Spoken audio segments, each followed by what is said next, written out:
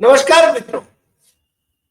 आज सीधू ने सच में हमारे साथ दिल्ली से वरिष्ठ पत्रकार जो हर डिबेट में कहा करते थे कि कुछ होने वाला है, कोई डिजाइन होने वाली है जो एनडीए को जिताएगी, क्योंकि माहौल ऐसा था कि महागठबंधन तेजस्वी और राहुल गांधी का गठबंधन वो जीतेगा ऐसा सब लोग मान रहे थे। मगर एक आदमी उससे अलग राय रखता था हर डिबेट में। उनका नाम था उमाकांत जी लखेड़ा। आज हमारे साथ उमाकांत लखेड़ा जी जुड़े हैं। बहुत वरिष्ठ पत्रकार हैं। राजनेताओं के साथ आपके संबंध जिस प्रकार से है कि अंदरूनी खबरें, एनालिसिस वो लेके हाजिर होते हैं। और हमारा अनुरोध था कि आपको तो आज बिहार के चुनाव के परिणामों का विश्लेषण हमारे दर्शकों के लिए करना होगा कि ये स्थिति कैसे निर्माण हुई और आपको इसकी भनक पहले से क्यों लग गई थी, क्योंकि आपने हर डिबेट में यही बात कही थी कि इलेक्शन कमीशन और केंद्र में रहे नेता कुछ खेल करने वाले हैं। आपकी राय औरों से अलग थी। इसलिए लखेड़ा जी, हम आपका स्वागत करते हैं और आपका विश्लेषण जानने के लिए बड़े आतुर हैं। लखेड़ा जी बहुत धन्यवाद डॉक्टर हरि देसाई साहब और आपके जो तमाम दर्शक हैं जो आपके प्रोग्राम को देख रहे हैं उन सबका मैं अभिनंदन करता हूं। और मैं कोई बहुत मेरे पास ऐसी कोई जानकारी मैंने दी नहीं। मैं तो एक अपना निजी अनुभव और जो असेसमेंट है मेरा कि क्या क्या हो सकता है। और क्योंकि मैं निश्चित रूप से मेरे जो इंफॉर्मेशन के चैनल्स थे उन चैनल्स ने मेरे को जो इन्फॉर्मेशन दी वही मैं साझा करता था और अपना भी असेसमेंट में करता था। तो जो हुआ इलेक्शन में वो इस चुनाव में वो मैं जो सोच रहा था कि उसी के अनुसार हुआ कि किसी भी कीमत पर एनडीए मतलब बीजेपी और नीतीश कुमार का जो गठबंधन है वो इलेक्शन कमीशन की जो रोड मैप है उसके फ्रेम में ये चुनाव जरूर जीतेंगे। और जब 24 जून को इन्होंने एसआईआर का घोषणा किया 100 डेज पहले करीब करीब, तो मैं बिहार में था। मैं वैशाली डिस्ट्रिक्ट और मुजफ्फरपुर जिला है बिहार का, वहाँ था। पटना से करीब 100 किलोमीटर दूर एक लालगंज तहसील है वैशाली जिले में, वहाँ था। तो जैसे ही मेरे को पता लगा कि ये न्यूज़पेपर, रात तो मैं क्योंकि पढ़ नहीं पाया, टीवी देखता नहीं हूँ मैं, तो सुबह मुझे पता लगा सोशल मीडिया से कि ये कल रात अनाउंस हो गया। तो मैं समझ गया कि ये बहुत बड़ा खेल बिहार में हो गया है। तो मैंने उसी समय 10 मिनट के अंदर वहाँ के लोगों को बताया कि देखिए जो एसआईआर है, ये एसआईआर के जरिए ये इतने बड़ा घपला करेंगे, वोटर लिस्ट को मैनिपुलेट करेंगे और उसको एक वैधानिक जामा पहनाने की कोशिश करेंगे जिसको सुप्रीम कोर्ट भी मना नहीं करेगा, सुप्रीम कोर्ट भी उसको रोकेगा नहीं। आपको ध्यान होगा कि जो महाराष्ट्र की जो वोटर लिस्ट बनी थी उसमें विदाउट एसआईआर 1 करोड़ वोट बढ़ा दिए थे। उस पर बाद में अंगुलियां उठाई गई क्योंकि वो इन्होंने चुपचाप किया था, जनरल रिवीजन किया था, जनरल रिवीजन जो रूटीन रिवीजन होता है। लेकिन एसआईआर को इन्होंने स्पेशल रिवीजन का जो प्रोविजन है संविधान में भी है, इलेक्शन कमीशन के रूल रेगुलेशन में है कि स्पेशल प्रोविजंस होना ही चाहिए। और उसके जो पैरामीटर्स हैं कि भाई एक तो जो लोग डेथ कर गए हैं, जिनकी डेथ हो गई है, उन लोगों को आप हटाएंगे सूची से, लिस्ट से, और दूसरा नए नाम जोड़ेंगे। तो इन्होंने उसको कोई कोर्ट मना नहीं करेगा, कोई कोर्ट मना नहीं करेगा। वो कहेगा साहब आप क्यों एसआईआर कर रहे हैं, साहब बहुत सारे लोग डेथ डेथ हो चुकी है लेकिन वो हमारी वोटर लिस्ट में है, बहुत सारे लोग बिहार छोड़ चुके हैं वो वोटर लिस्ट में है। तो हम जो है इसको शुद्धिकरण कर रहे हैं वोटर लिस्ट का। तो कोर्ट कहेगा हाँ हाँ कीजिए, कौन रोक रहा है आपको, ये तो आपका मैंडेट है, ये तो आपका। तो वो एसआईआर जो इन्होंने रास्ता अपनाया, उस एसआईआर ने इनकी विक्ट्री की जो स्लोगन था उसी दिन लिख दिया था। मैं तब से लगातार कह रहा था कि ये सिर्फ मेरे जो ऑफिसर से भी बातचीत हुई, मेरी मेरी ऑफिसर से भी बातचीत हुई, डिस्ट्रिक्ट कलेक्टर्स वगैरह से भी बातचीत हुई। मैं उनके साथ बैठा बिहार में, जगह जगह जा करके एक दो लोगों से, टॉप ब्यूरोक्रेट से भी मेरी बातचीत हुई। ये क्या हो रहा है? कह रहे ये चुनाव जीतने का एक्सरसाइज है। तो मेरे को भी पूछा उन्होंने कि आप इलेक्शन कमीशन की क्या जानकारी है आपके पास? तो मैंने उनको बताया कि ये इलेक्शन कमीशन के थ्रू हो रहा है, तो कोई चैलेंज ये हो नहीं सकता। और वही हुआ जो ज्ञानेश कुमार का जो रोड मैप था, इलेक्शन कमीशन का रोड मैप था। और मजेदार बात है कि जिन्होंने इसकी आलोचना की कि एसआईआर गलत है, अभी चुनाव सर पर है और आप जो है एसआईआर करेंगे तो इससे जो है चुनाव के मौके पर पूरी मशीनरी का मिसयूज होगा, गलत वोटिंग बन रही है, गलत वोटर्स बन रहे हैं, जो जो मर गए वो भी वोटर लिस्ट में आ गए हैं, और जो जिंदा हैं उनके नाम वोटर लिस्ट से कट गए। ये तो यूट्यूब चैनल ने, हमारे कई यूट्यूब मित्र उन्होंने जाकर के इंटरव्यू किया, और फिर वो लोग आकर के सुप्रीम कोर्ट में गए कि साहब हम जिंदा हैं और हमको ये जो वोटर लिस्ट बनाया गया है एसआईआर के थ्रू, इसमें तो हमको मरा हुआ घोषित कर दिया। तो उनको तो राहुल गांधी से भी मिले, और पूरा जुलूस निकला पूरे देश में। उन लोगों ने पब्लिकली बात एडमिट की, और इलेक्शन कमीशन ने भी ये बात स्वीकार की कि ये लोग जिंदा थे, गलती से ही छूट गए। ये बात तो खैर अलग, ये तो एसआईआर रिलेटेड है। अब तो एसआईआर पूरे देश में लागू होने वाला है, और एसआईआर के जरिए कोई राज्य स्टेट बचेगा नहीं जहां बीजेपी की सरकार नहीं होगी। आने वाले टाइम पर ऐसा हालत होने वाली है, क्योंकि एसआईआर कौन करता है? इलेक्शन कमीशन करता है। इलेक्शन कमीशन किसके कंट्रोल में है? वो भारतीय जनता पार्टी और सेंट्रल गवर्नमेंट के कंट्रोल में है। वो तीसरा कोई कंट्रोल कर ही नहीं रहा उसको। कोई ना उसको कोर्ट कंट्रोल कर रहा है, ना वो राष्ट्रपति कंट्रोल कर सकता है, ना सुप्रीम कोर्ट कर, कोई कर ही नहीं रहा। तो ऐसी स्थिति में अब क्या उम्मीद करेंगे? अब दूसरी बात में छोटा सा 1 मिनट में अपनी बात खत्म कर दूं कि जो बिहार में जो इलेक्शन हुआ है, वो इलेक्शन, एक तो हम जनरल लिस्ट की बात करें तो पहला तो उन्होंने 50% जीत तो इसमें अपनी इसी में हासिल कर ली, एसआईआर में, बीजेपी ने। दूसरी बात, जो 50% जो बचा हुआ था उसमें उन्होंने क्या किया कि ये जो जीविका दीदी के नाम पर जो उन्होंने लोगों को 1 करोड़ जीविका दीदी को जो पैसा गया, 1 करोड़ 21 लाख महिलाओं को, ये रिकॉर्ड में आपके वोटर्स को आपके जो दर्शक हैं वो इस बात को नोट कर सकते हैं। 1 करोड़ 21 लाख महिलाओं को 10,000 रुपए ट्रांसफर किए गए। उस योजना का नाम था जीविका दीदी योजना। दूसरा, उनको ये कहा कि उसमें बड़ा इंटरेस्टिंग पॉइंट क्या है कि जब ये पूछा गया कि भाई ये जो 10,000 रुपए तो आप घूस दे रहे हैं, ये रिश्वत दे रहे हैं आप लोगों को, इलेक्शन के टाइम पर चुनाव प्रोग्राम घोषित होने के बाद एक पैसा बांट रहे हैं आप। तो अमित शाह ने कहा, ये अमित शाह का ऑन रिकॉर्ड वीडियो मिल जाएगा आपको।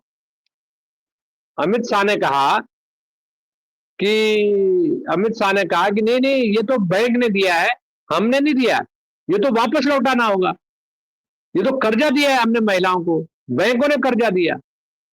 ये 10,000 रुपए जो महिलाओं को दिया जा रही है, तो ये तो सरकारी ग्रांट नहीं है, ये तो वापस करना पड़ेगा। लेकिन इलेक्शन का जो पहला फेज था 6 तारीख को, उसके एक हफ्ते पहले 27-28 तारीख को जो इनके सम्राट चौधरी है और स्टेट गवर्नमेंट के बाकी लोग जो बीजेपी के लोग हैं एंड जेडीयू के लोग हैं, इन्होंने खुल करके बोला नहीं नहीं, वापस नहीं करना है, ये पैसा आपका हो गया, ये 10,000 जो दिया है ये वापस नहीं करना है, ये आपका हो गया।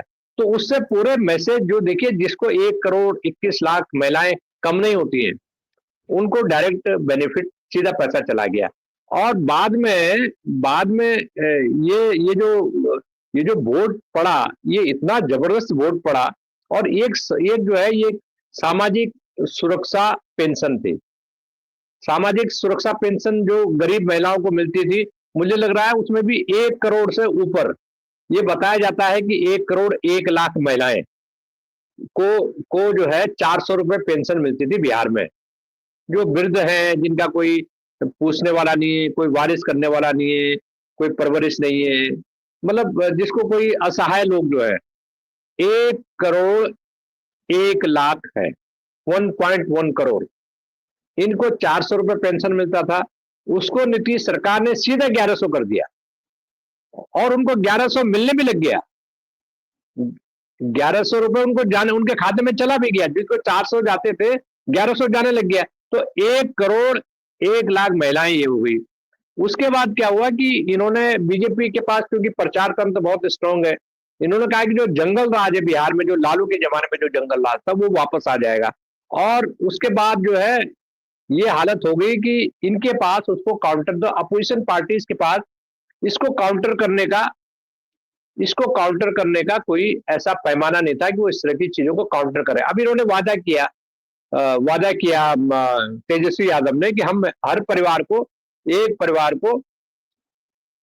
एक व्यक्ति को एक परिवार को एक व्यक्ति को सरकारी नौकरी देंगी, और ये वादा की जो प्रक्रिया है वो 20 दिन में हम शुरू कर देंगे। वादा, ये जो एक परिवार को एक नौकरी।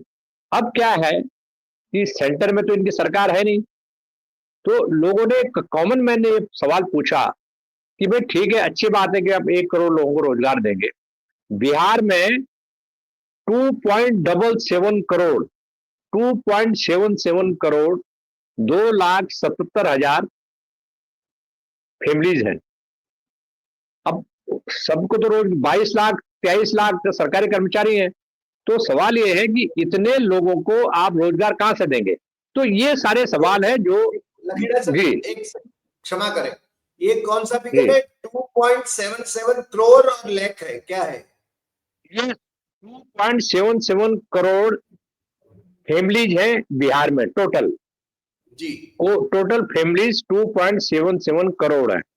हाँ। तेजस्वी यादव ने ये वादा किया था अपने इलेक्शन मैनिफेस्टो में कि हम हर एक फैमिली के एक आदमी को रोजगार देंगे, तो सरकारी एम्प्लॉयमेंट देंगे।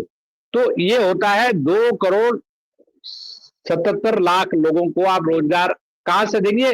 ये कन्विंसिंग फिगर नहीं था। ये मतलब आपने तो ये कहा दिया कि आप मून पकड़ के लाएंगे, लेकिन ये लोगों के दिमाग में उतरा नहीं। आप ये बताइए आप कि आप एक वादा करते हैं कि आपको रोजगार देंगे।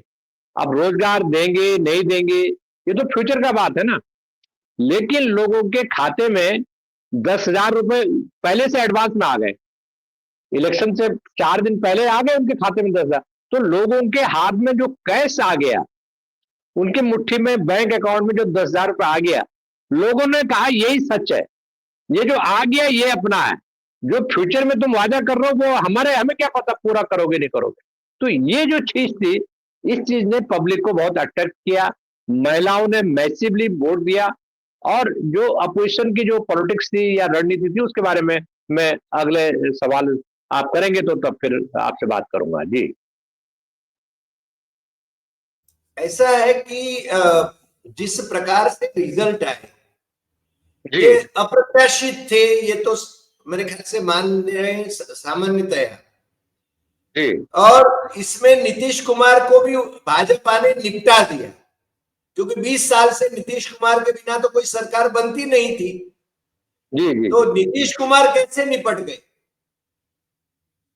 लेकिन नीतीश कुमार निपटे नहीं है। देखिए, अब समस्या, आपने बड़ा अच्छा सवाल पूछा कि अभी नीतीश कुमार, ये जो जीत हुई है इसमें नीतीश कुमार की जो निजी इमेज है, जो जिसका फायदा सीधा सीधा फायदा भाजपा को मिला। भारतीय जनता पार्टी अगर इस मुगालते में है कि उसकी मोदी के नाम पर वोट पड़ा या सेंट्रल गवर्नमेंट के नाम पर वोट पड़ा, तो ये बिल्कुल वो गलत फहमी में है भाजपा। असल में जो पूरी विक्ट्री का 95% जो क्रेडिट जाता है वो नीतीश कुमार की इमेज को जाता है। उसका कारण है कि नीतीश कुमार के खिलाफ भ्रष्टाचार का कोई आरोप नहीं है। जो बिहार में एक जनरल फीलिंग है लोगों में कि जो चीफ मिनिस्टर थे या उनके रिलेटिव थे, वो स्टेट को लूटते रहे हैं, खजाने को लूटते रहे हैं, अपना फायदा उठाते रहे हैं, चीफ मिनिस्टर पैसा खाता रहा है। ये जगन्नाथ मिश्रा से पहले पहले जितने भी 1-2 लोगों को छोड़ के बाकी सब पर फैमिली को प्रमोट करने के आरोप हैं। और ये और ये जो बेंचमार्क है वो लालू प्रसाद और उनका फैमिली बेंचमार्क है कि लालू प्रसाद और उनकी फैमिली ने, ठीक है, उनका एक क्रेडिट है लालू प्रसाद का कि गरीबों को वो बराबरी के हैसियत में लेकर के आए बिहार में, लेकिन उन पर परिवारवाद का आरोप है, उन पर भ्रष्टाचार का आरोप है, उस पर कोई ऐसा आरोप नहीं जो उनकी फैमिली पर नहीं पड़ा है, जो राजनीतिक तौर पर लगते हैं। वो आरोप नीतीश कुमार पर नहीं। जी, आपने सही वो फरमाया, आरोप। जी आपने सही फरमाया। और महिलाओं में विशेषतः नीतीश कुमार की इमेज जी अच्छी रही। मगर दूसरा, जी, जैसे भाजपा ने चारा कांड में,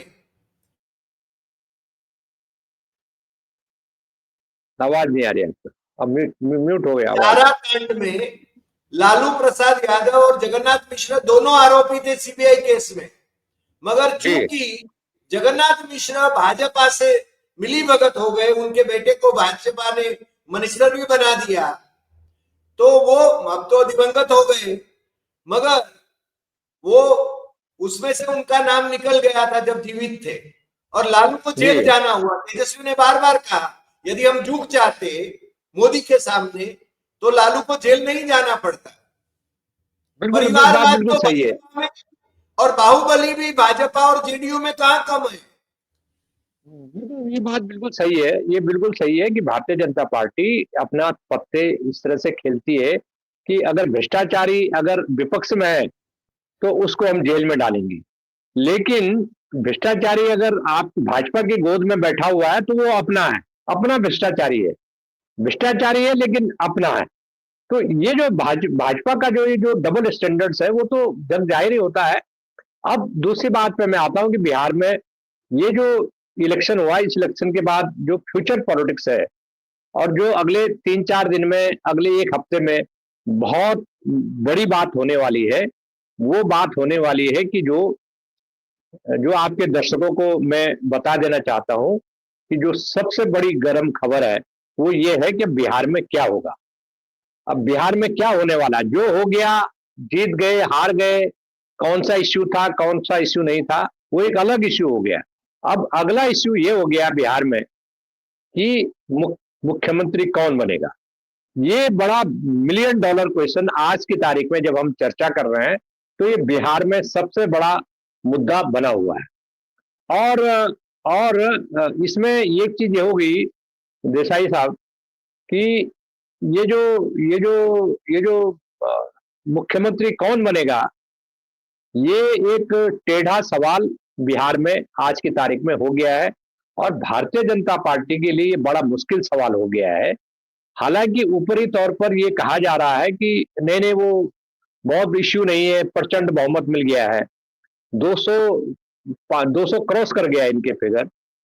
तो अब इनको ये लग गया है कि भारतीय जनता पार्टी को ये लग रहा है आज की तारीख में कि अभी हमने अपना मुख्यमंत्री अगर नहीं बनाया तो फिर हम कभी नहीं बना पाएंगे। तो ये एक एक एक पानी में एक जो है ना एक छोड़ा जा रहा है, जिसको कहते हैं ना चिंगारी छोड़ी जा रही है, छोटी सी चिंगारी छोड़ी जा रही है, या एक पत्थर, छोटा सा पत्थर तालाब में फेंक रहे हैं कि क्या नीतीश कुमार के जो लड़का है, उनका बेटा 45 साल के करीब है, उनके बेटे को हम डिप्टी सीएम बना लेते हैं और नीतीश कुमार मुख्यमंत्री पद का दावा छोड़ दें। लेकिन असली हालत यह है कि ये लोग नीतीश कुमार को पहचानते नहीं है।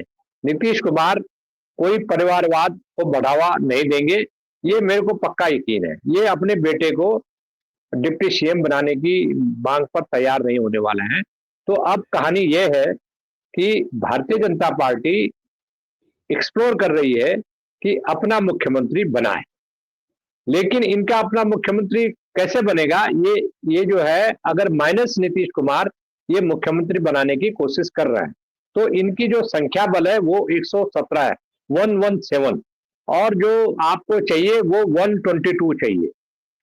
तो आप बीजेपी अभी दोनों ऑप्शंस पर काम कर रही है कि नीतीश कुमार को माइनस करके हम सरकार बनाए, लेकिन बीजेपी में एक खेमा ऐसा है जो कह रहे हैं कि आप ऐसी गलती मत करो, अगर आपने ऐसी गलती करी तो आप लोग ओंधे मुंह गिरोगे।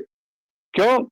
कि अगर आपने नीतीश कुमार को किक आउट किया या माइनस किया तो नीतीश कुमार वापस जा करके चला जाएगा खेमे में आरजेडी लालू प्रसाद के, आरजेडी, कांग्रेस वगैरह वगैरह, ये सारे मिलकर के करीब करीब 118-20 होते हैं। जो क्या बात कर आरजेडी रहे का, हैं? यानी वो यस, 122 हो सकते हैं। 120 के करीब हो रहे हैं, वो ओह, 120 के करीब। लेकिन लेकिन उसमें यह है कि उस सिचुएशन में, उस स्थिति में क्या होगा कि जो अगर आरजेडी ने ये तैयार हो गई कि नीतीश कुमार को मुख्यमंत्री बनाना है, तो आरजेडी इसके लिए किसी भी सीमा तक जा सकती है, किसी भी सीमा तक जा सकती है। उसका मैं कारण आपको बता दूं कि बीजेपी इंटरेस्टेड है खुद की सरकार बनाने की, नीतीश कुमार को माइनस करने की। लेकिन नीतीश कुमार का जो माइंड है वो बहुत एकदम बोलते कुछ नहीं है, लेकिन जब वो एक्शन करेंगे तो बीजेपी की हवा खराब हो जाएगी। तो वो उनके पास दूसरा अल्टरनेटिव ये है कि वो राष्ट्रीय लोक मोर्चा, जो उपेंद्र कुशवाहा है, उसके 4 लोग जीते हैं, जीतन राम मांझी के 5 लोग जीते हैं, तो 5 और 4 9। अगर ये 9 लोग अगर आ जाते हैं तो ये भी पासा पलट सकते हैं। भाई वो एनडीए गठबंधन में है, लेकिन अपनी पार्टी के सिंबल पर जीते हैं ना, तो वो केंद्र में नाता तोड़ लेंगे। लेकिन ये ऑप्शन जो मैंने बताया आपके दर्शकों को, ये एक ऑप्शन है। ये राजनीति में क्या होता है, राजनीति जो है संभावनाओं का खेल होता है।